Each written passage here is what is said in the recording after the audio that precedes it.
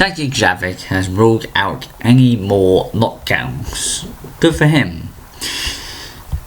He's a good health secretary, and basically any more lockdowns would obviously be devastating for the economy.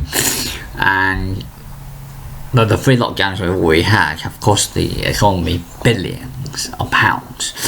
But there's going to be no more lockdowns. Let's praise God. No more lockdowns. Because further lockdowns will mean misery for millions, particularly those on the lowest incomes, who are always affected by these massive changes, etc. And businesses as well. More businesses will go to the wall, and high streets will literally be murdered by another lockdown, literally. And yes, obviously protecting the public is obviously crucial, but by driving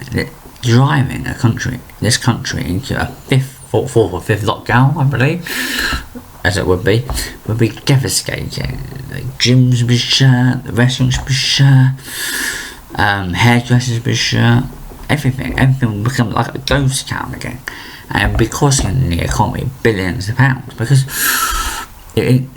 every day on a normal run-of-the-mill business, what pays the wages?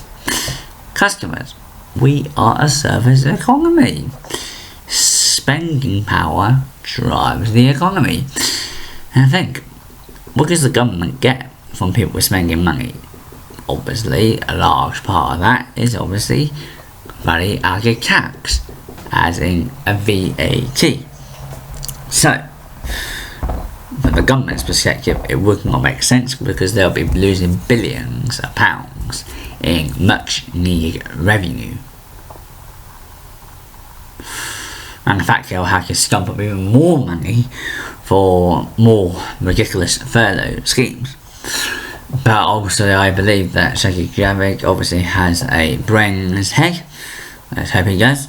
And basically does not put this country into another lockdown. Nor is he probably forced to by Boris Johnson. But mind you, anything is possible. Well, I mean, with this coronavirus, it's creating misery for the tourist industry as well. I feel for those airlines, I feel for the passengers as well. I mean, think about it.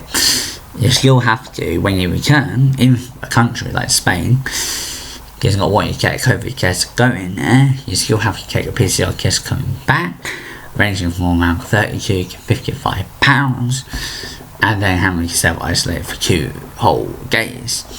And most companies will give you a maximum of 2 weeks off, so that extra 2 days will be unpaid, and for obviously an average worker, that's still quite a lot of money, and that's 2 days worth of wages down the drain, basically. But let's hope we have an end to PCR tests on returning to the UK. I mean, obviously, if a country wants you to get PCR tests going there, obviously probably don't bother going there in the first place. If they want you to, like Romania, want you to self-isolate for 10 days when arriving there, obviously, why would you go to Romania if that's the rules? But I believe, compared to Scotland and Wales, England is the freest of all the 4 nations, and thousands of Scottish and Welsh drinkers pour across the border to have a pint in English boozers, and who can blame them? I want to know your thoughts on this, and in the comment section. So there'll be a lot of interest in it. And thoughts on Sajid Javid's performance. I think he's doing well. Mind you, he did actually want to bring in restrictions for Christmas, but I think he was blocked by Johnson and Liz Truss. Anything is possible with this man, but he's doing a good job at the moment, and he's doing much better than Mr. Hancock, who cannot keep his hands to himself. But anyway, let's hope that this year will be truly the end of the coronavirus, and let's hope next year, when by January 2023, this country will be much freer, or we'll stick it back, or go forever. Let's hope.